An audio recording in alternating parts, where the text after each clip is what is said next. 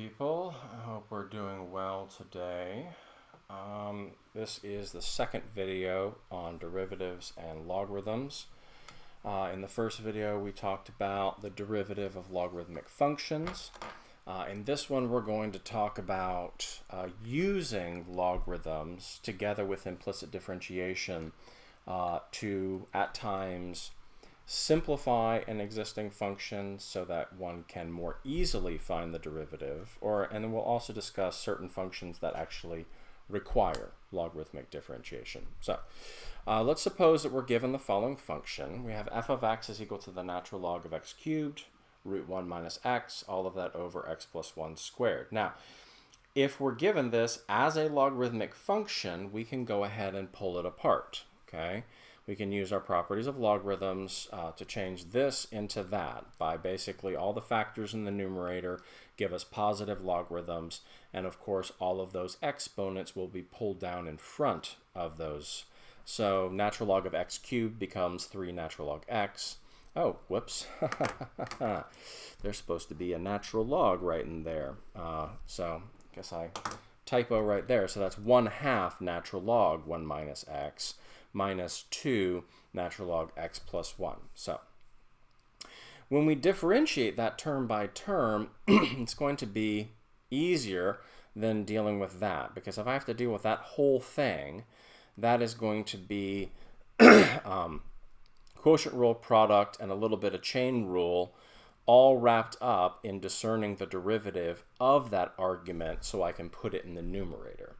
But if I just have it as 3 separate logarithms, then I can differentiate logarithm by logarithm or term by term, and the derivative of natural log x is 1 over x.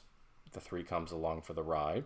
The derivative of natural log 1 minus x is negative 1 over 1 minus x, and of course the 1/2 comes along for the ride.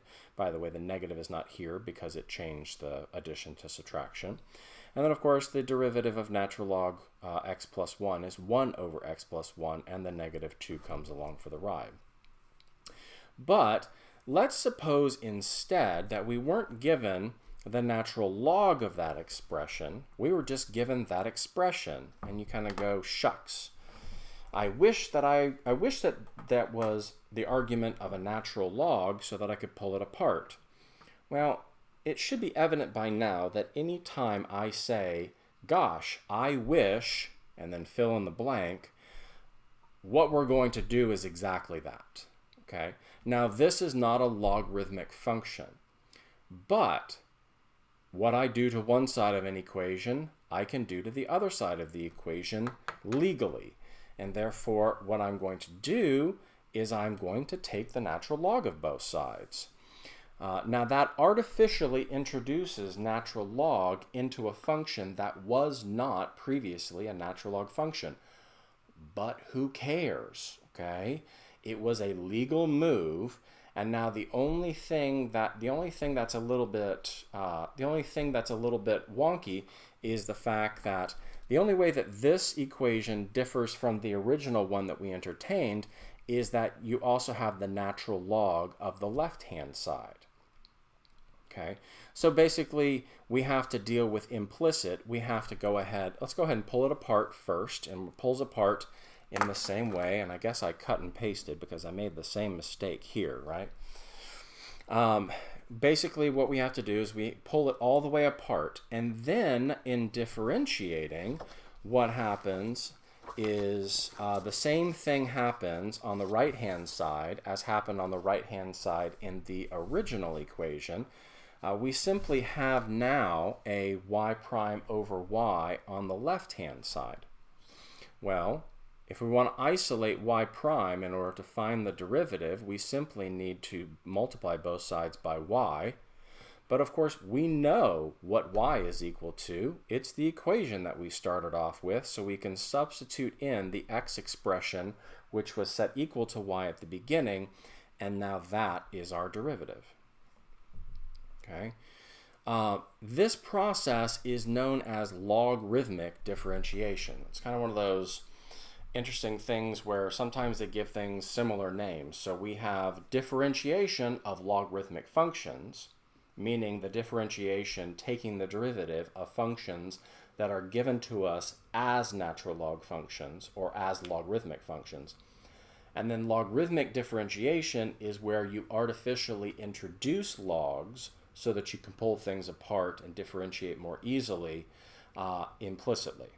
And so they're two different names, but of course the overarching logic of it is the use of logs to change the form and how that's sort of tied up with the rules of differentiation that you already know, including implicit. Now, the book that we have, and I'm going to have to rethink this, I've taught it several different ways over the years, but this particular book introduces the derivatives of the exponential functions earlier than you can actually provide their justification. That's kind of annoying. In the long run, it's not going to be all that big of a deal.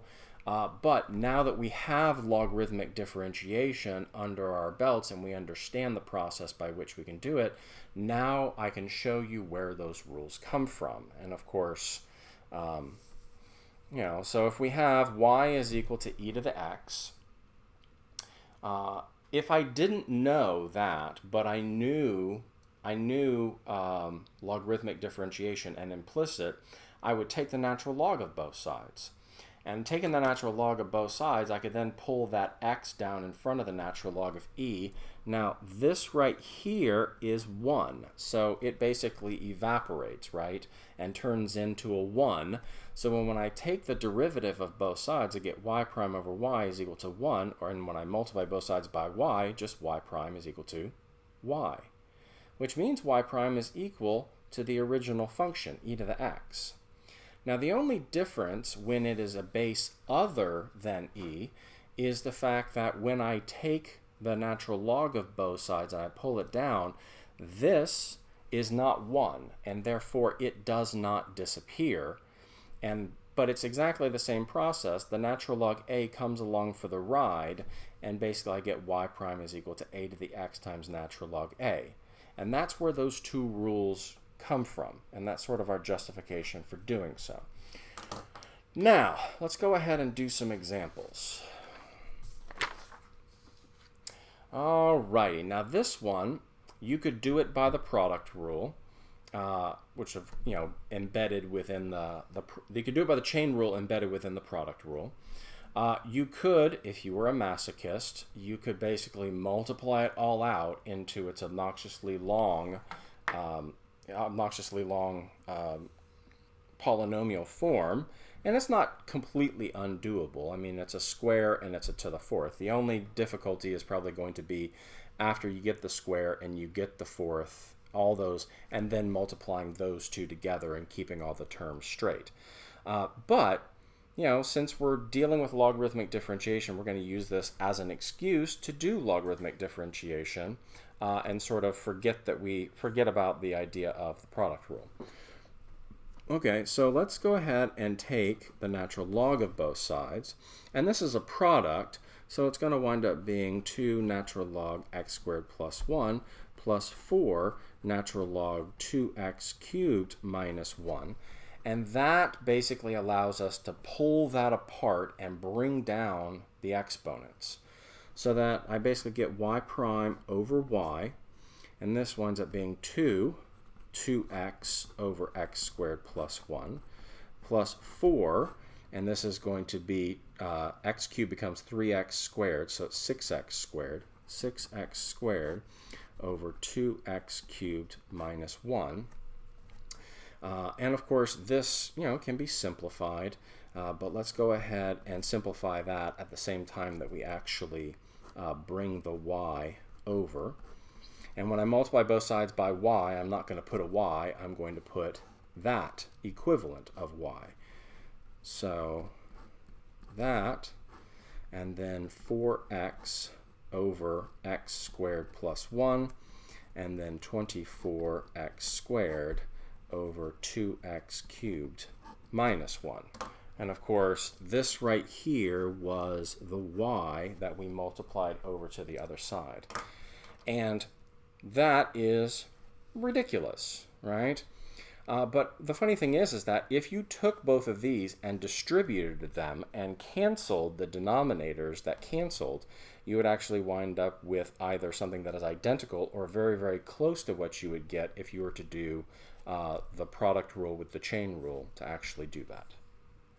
Now, this is one of those ones where you can use logarithmic differentiation. There are others like this where you have to. If this were, this is not x to the n. Because if it were x to the n, it would be x to a number, right? And therefore it would be n x to the n minus 1.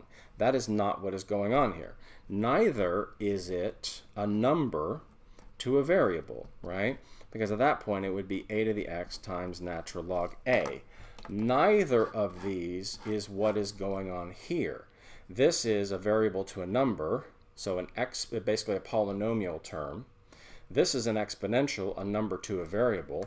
This is a variable to a variable. I don't know what to do with that except to use logarithmic. So you can yank that x and the exponent down and deal with it on the same level as the base. And so I get y prime over y, and now I need to do the product rule. So it's the first, that's an x, times the derivative of the second, plus the derivative of the first times the second. That simplifies to 1, so it's 1 plus natural log x. So it's y, 1 plus natural log x, and that right there is your derivative. Now, none of that should actually be all that surprising, considering the fact that I think I did one very much like that in class for you, and then did another one similar to that in the lecture video, our online meeting today. But let's go ahead. But of course, these videos are not simply to help you understand now, but they're also sort of a repository for this instruction should you need to revisit it in the future when it's been a month or two and I ask you to do something by logarithmic differentiation and you go, what? So now this right here, this is one of those ones where it looks like there are 4 factors. But you can do it as 4 factors. I would probably clean it up into 3 factors because you can actually combine that sine and that cosine pretty easily. So you could do it like this, or you could do it like this, either one. And on second thought, since basically this is an exercise in dealing with logarithmic differentiation, let's actually take the log of the original form. So we have the natural log of y. Remember, all factors in the numerator are going to give us, positive logarithms. So it's positive log x, and then sine x is going to give us positive natural log sine x.